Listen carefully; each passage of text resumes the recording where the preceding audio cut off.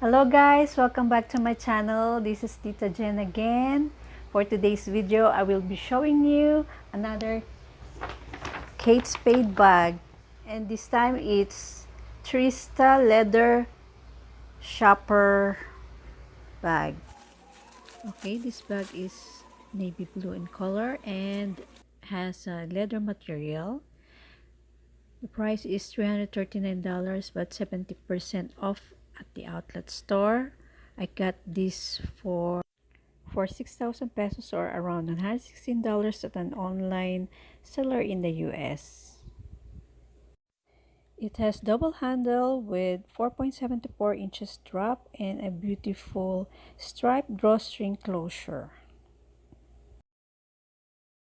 It also has a 22-inch adjustable and removable strap that you can put on your bag. So you can use it as a crossbody bag and a handbag.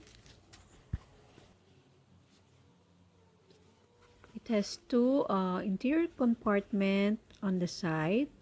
One has a zipper in it. It's quite spacious inside, and there you can see the logo.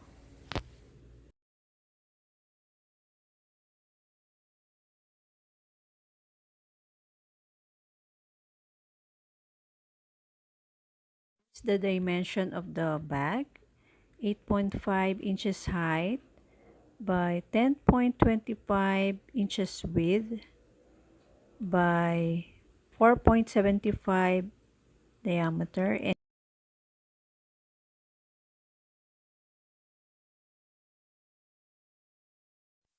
and the handle drop is around 5 inches.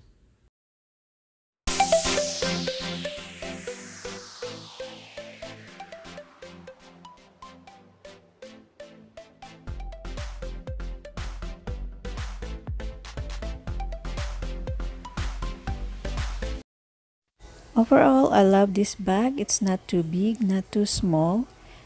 Perfect for everyday use, quick errands, and meet up with friends. Thank you for watching. Bye.